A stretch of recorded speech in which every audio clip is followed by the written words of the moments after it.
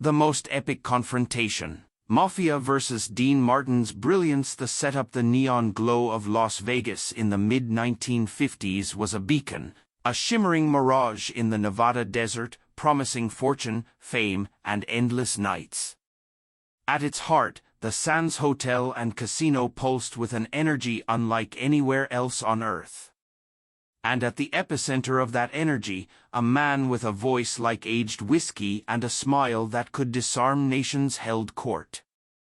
Dean Martin, the king of cool, was in his prime. His separation from Jerry Lewis had initially been met with skepticism, but Dean had defied all expectations. His solo career had not just soared, it had rocketed into the stratosphere. His records topped the charts, his movies were box office gold, and his nightly performances at the Copa Room were legendary sellouts. He made it all look so effortless, a casual shrug, a half-closed eye, a perfectly timed joke, and a song delivered with such smooth conviction it felt like he was singing directly to you. He was the epitome of charm, a man who seemed to float above the fray, untouched by the anxieties of the world. But beneath the glittering facade of Las Vegas, a different kind of power held sway. The city was a playground, yes, but one meticulously constructed and controlled by unseen hands. Organized crime, with its roots stretching from the back alleys of New York and Chicago to the sun-drenched Strip, saw the burgeoning entertainment industry not just as a source of revenue, but as a symbol of their growing influence. They owned the hotels, the casinos, the liquor distributors, and increasingly, they wanted a piece of the talent. And Dean Martin, with his unparalleled draw and magnetic appeal, was a prize too tempting to ignore. The first overtures were subtle, almost imperceptible to anyone not intimately familiar with the city's undercurrents. A friendly face in a tailored suit, always at the best table, always with a nod and a smile. A complimentary bottle of the finest Italian wine sent to his dressing room after a show, accompanied by a card bearing a name like Mr. Moretti or Mr. Giancana. Names whispered with a mixture of reverence and fear in certain circles. Dean, ever the gentleman, would accept with a gracious thank you, perhaps even sending a bottle back. He understood the game, or at least, he understood that a game was being played. One evening, after a particularly rousing performance, Dean found himself sharing a quiet drink at the bar with Frank Sinatra, his closest confidant and fellow Rat Pack member. Frank, ever the street-smart observer, leaned in. "Dino, you've been getting a lot of attention lately." "More than usual." Dean took a slow sip of his scotch. "Is that a bad thing, Pally?" "I thought that was the point." "Not that kind of attention," Frank clarified, his eyes scanning the room subtly. "The kind that comes with a price tag. I've seen Moretti's boys around. They're circling." Dean chuckled, a low, rumbling sound. "Moretti? Sounds like a brand of pasta sauce. What do they want? A recipe for my meatballs?" Frank didn't smile. "They want a piece of you, Dean. They want to invest in your future. They want to protect your interests. They want to own you." Dean's expression remained unruffled, but a flicker of something colder passed through his eyes. He had grown up in Steubenville, Ohio, a tough steel town where he'd learned to box and to read people. He knew what kind of men operated in the shadows, and he knew their methods. He had always navigated life with an easygoing charm. But beneath that veneer was a sharp mind and an unyielding sense of self-preservation. "Well, Pally," Dean said, swirling the ice in his glass, "I've always been a solo act. And I don't take partners unless they can sing harmony." The next few weeks saw the subtle pressure increase. A manager of one of Dean's smaller ventures suddenly found his suppliers drying up. A booking agent received an anonymous call suggesting Dean might be happier performing at a certain club, one known to be a front for a syndicate operation. Dean's personal assistant, a nervous young man named Lenny, reported a series of increasingly insistent phone calls from individuals who claimed to be friends of the family and wished to discuss opportunities. Dean listened to these reports with a calm that bordered on unnerving. He never raised his voice, never showed anger. Instead, he'd offer a wry comment, a dismissive wave of the hand, or a simple, "Tell them I'm busy. Tell them I'm playing golf." He understood that showing fear was the first step to losing. He also understood that direct confrontation, especially with these types, was a fool's errand. His strength lay not in brute force, but in his ability to charm, to deflect, and to make others underestimate him. The mob, however, was not accustomed to being underestimated. They saw his nonchalance as arrogance, his wit as insolence. They believed everyone had a price, or a breaking point. They just hadn't found Dean Martin's yet. They were about to learn that some men, especially those who made a living by being utterly themselves, were not so easily bought or broken. The stage was set, the players were in position, and the curtain was about to rise on a confrontation that would test the limits of charm against the raw power of the underworld. If you're enjoying this glimpse into the golden age of Vegas and the legends who walked its stages, subscribe to our channel for more untold stories. The pressure, the subtle nudges soon gave way to more direct shoves. The friendly faces at the sands began to appear in Dean's private life. His favorite Italian restaurant in New York, a place he considered a sanctuary, suddenly had new, uninvited guests at the next table, their conversations just loud enough to be overheard, filled with veiled references to uncooperative individuals and unfortunate accidents. One afternoon, Dean was on the golf course, his preferred escape from the demands of stardom. He was lining up a putt when a sleek black Cadillac pulled up silently beside the green. Two men, built like brick walls, emerged. One, a burly individual with a scar running down his cheek, approached him. "Mr. Martin," the man said, his voice a low growl, "Mr. Moretti sends his regards. He'd like to invite you to a private dinner tonight, to discuss some business opportunities." Dean straightened up, his putter still in hand. He looked at the man, then at the Cadillac, then back at the man, a faint, amused smile playing on his lips. "Dinner? Tonight? Gee, I'd love to, fellas, but I've got a prior engagement with a bottle of Chianti and a good book. And frankly, my golf game is suffering enough without adding a business meeting to the mix." The burly man's eyes narrowed. "This isn't an invitation you can refuse, Mr. Martin." Dean sighed dramatically, as if genuinely inconvenienced. "Is that so? Well, tell Mr. Moretti that Dean Martin doesn't do business over dinner, especially not when he's trying to break 80. And tell him if he wants to talk, he can buy a ticket to my show, just like everyone else." He then turned back to his putt, sinking it with a casual flick of the wrist. "Now, if you'll excuse me, I believe I have a birdie to celebrate." The men stood there for a moment, stunned by his audacity, before retreating to their car. The incident, however, was a clear escalation. Dean knew he couldn't keep deflecting them with charm and wit forever. The mob's patience was finite, and their methods, when pushed, were anything but charming. The pressure mounted. His band members started receiving anonymous threats. A key sound engineer for his Vegas show suddenly developed a mysterious illness that kept him off the job for a week, resulting in a noticeable dip in sound quality during several performances. Dean's dressing room, usually a sanctuary of calm, felt increasingly watched.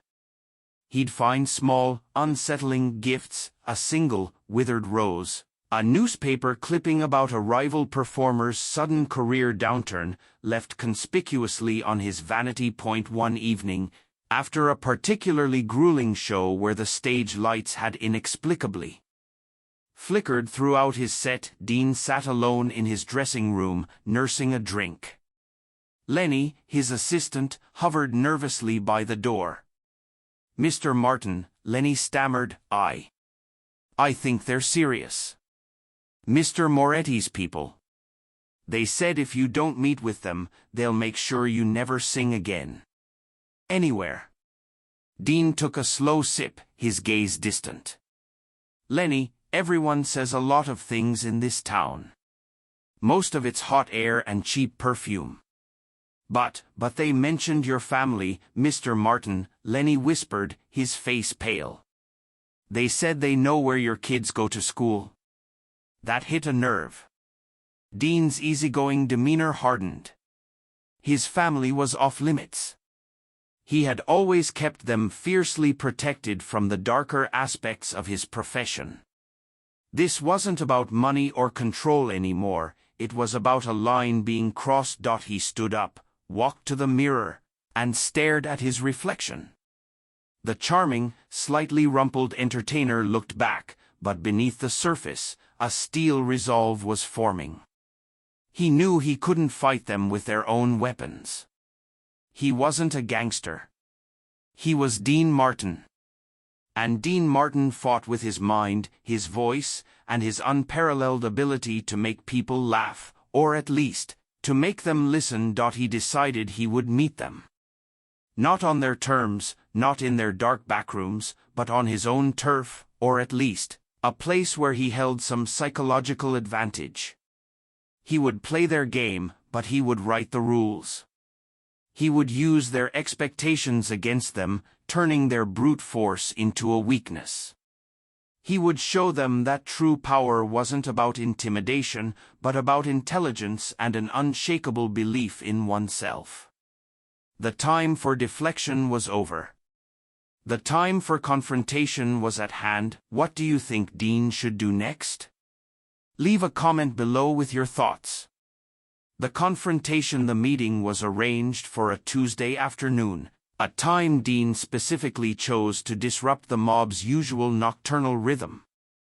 Not in a smoky backroom, nor a secluded mansion, but in a private dining room at the Sands, a place where Dean was a king, where the staff knew him, and where the very air hummed with his presence.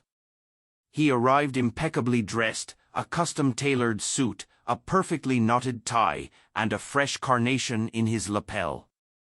He looked less like a man walking into a dangerous negotiation and more like he was heading to a leisurely lunch. Waiting for him were three men. At the head of the table sat Mr. Moretti himself, a man whose reputation preceded him like a dark cloud. He was older, with shrewd, calculating eyes that missed nothing, and a thin, cruel smile.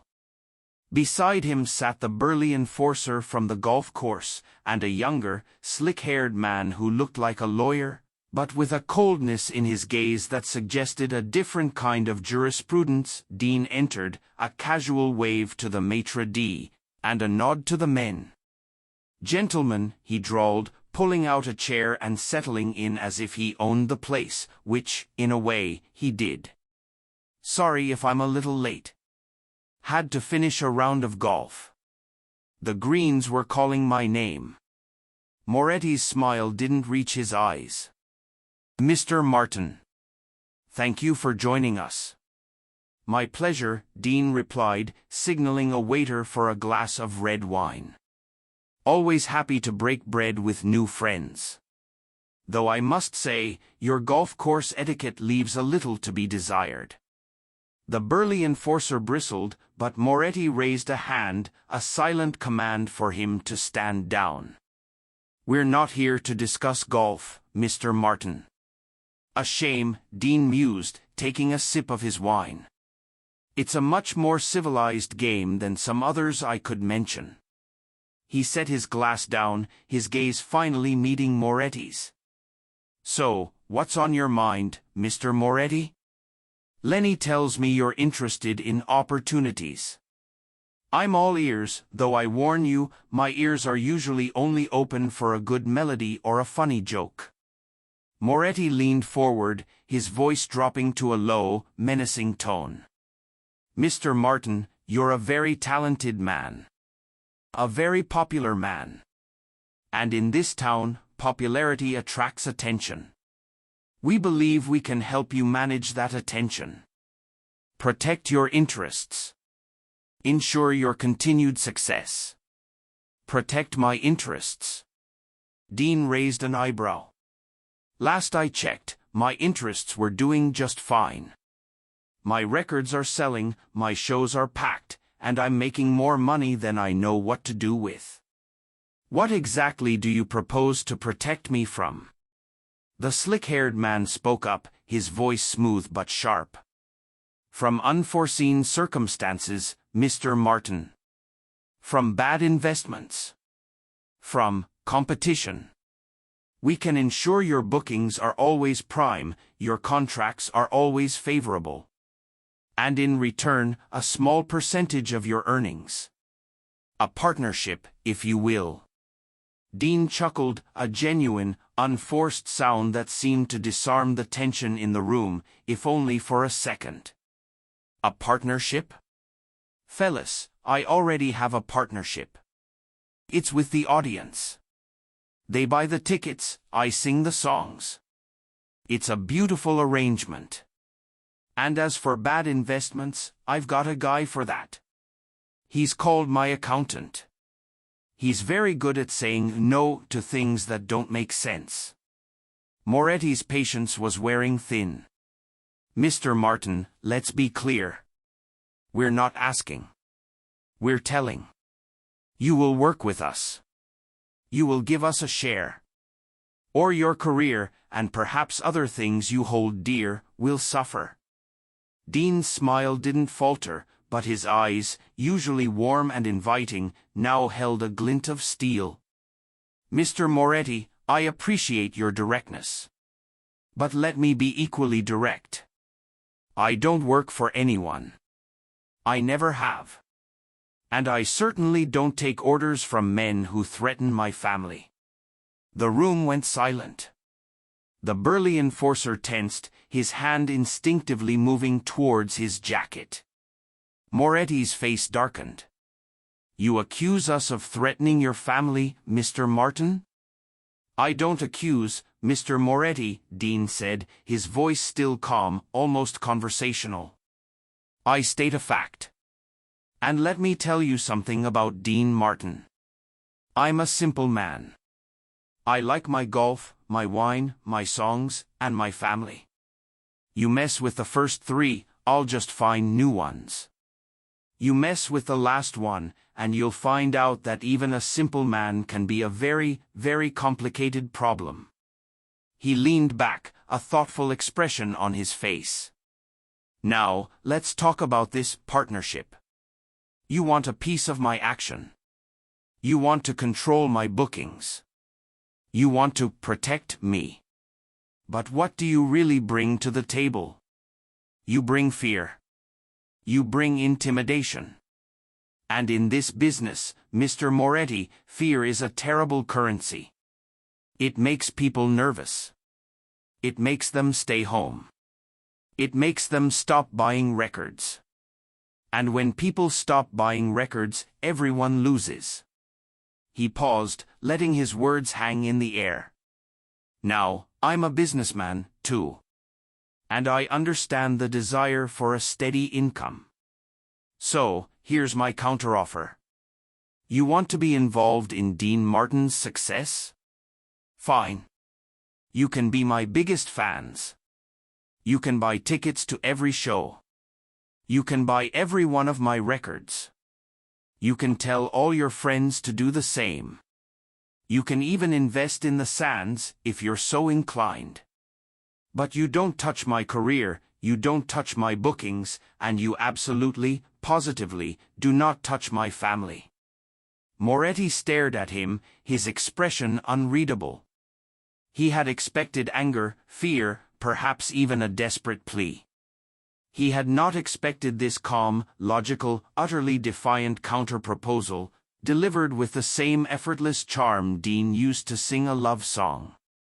Dean wasn't fighting them, he was outmaneuvering them, appealing to their ultimate goal, profit, while stripping them of their preferred method, control. He was making them realize that a controlled Dean Martin would be a less profitable Dean Martin, and a Dean Martin who felt threatened would be a Dean Martin who might just disappear, taking his golden goose with him. Think about it, Mr. Moretti, Dean continued, picking up his wine glass. You want a piece of the pie? Help me bake a bigger pie. Don't try to steal a slice, because then you just end up with crumbs. And trust me, crumbs don't taste nearly as good as a whole pie. He raised his glass slightly. To bigger pies, gentlemen. Wasn't that a brilliant move? If you appreciate Dean's quick thinking, give this story a like. The resolution, the silence that followed Dean Martin's audacious proposal was thick, heavy with unspoken implications. Moretti's eyes, usually so cold and unyielding, flickered with a mixture of surprise and grudging respect. He had encountered countless individuals who had either cowered before him or foolishly tried to fight back with violence. But Dean Martin was different. He had met intimidation with wit, threats with logic, and brute force with an unshakable confidence that bordered on arrogance, yet was delivered with such charm it was almost impossible to resent. Finally, Moretti broke the silence, a slow, almost imperceptible smile spreading across his face. It wasn't a friendly smile, but it wasn't entirely hostile either. It was the smile of a man who had just been outplayed and knew it. Mr. Martin, Moretti said, his voice softer than before, you're a unique individual. Most men in your position would be more agreeable. Agreeable is boring, Mr. Moretti, Dean replied, taking another sip of his wine. And boring doesn't sell records. Or fill seats. Or make money, for that matter. Moretti leaned back in his chair, a thoughtful expression on his face.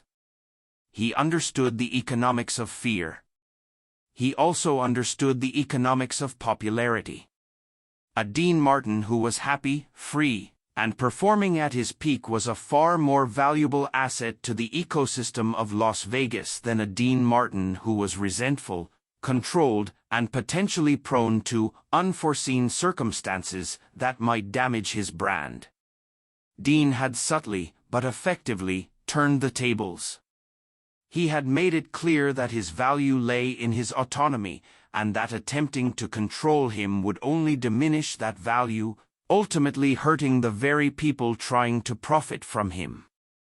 Very well, Mr. Martin, Moretti finally conceded, a hint of steel still in his voice, but now tinged with something akin to admiration. It seems we have a philosophical difference on the nature of partnership. However, I appreciate a man who knows his own mind. And his own value? He pushed himself up from the table. Consider our discussion concluded. For now. Dean rose as well, extending a hand. Always a pleasure doing business, Mr. Moretti. And if you ever want to learn how to hit a fade, you know where to find me. Moretti actually let out a short, dry laugh, a sound rarely heard from him. He shook Dean's hand, a firm, brief grip, then turned and left the room with his men, leaving Dean alone with his wine and a quiet sense of triumph. In the days and weeks that followed, the pressure eased. The friends of the family stopped calling. The mysterious incidents at his shows ceased. Lenny, his assistant, reported no more veiled threats. Dean Martin continued his reign as the king of cool, his star shining brighter than ever. The mob, while still a pervasive force in Las Vegas, seemed to have tacitly agreed to a new understanding with Dean. They would profit from his presence, from the crowds he drew to their casinos and hotels, but they would not attempt to control him directly. They had learned that some men, like Dean Martin, were simply too clever, too charming, and too self-possessed to be bent to their will. Dean's confrontation with the mob became a whispered legend in the backrooms of Vegas, a testament to his unique brand of courage. He hadn't fought them with fists or guns, he had fought them with his mind, his wit, and his unyielding spirit. He had shown that intelligence and charisma could indeed triumph over brute force and intimidation, proving that sometimes the coolest head in the room was the one that truly held the power. His effortless charm wasn't just an act, it was a weapon wielded with precision and grace, ensuring his freedom and cementing his legacy as a man who played by his own rules, even in a town where rules were often made by others. He continued to sing, to joke, to golf, and to live life exactly as he pleased, a true icon of independence in an era of hidden controls. If you want to dive deeper into the lives of Hollywood's golden age icons and their incredible stories, make sure to subscribe for more exclusive content.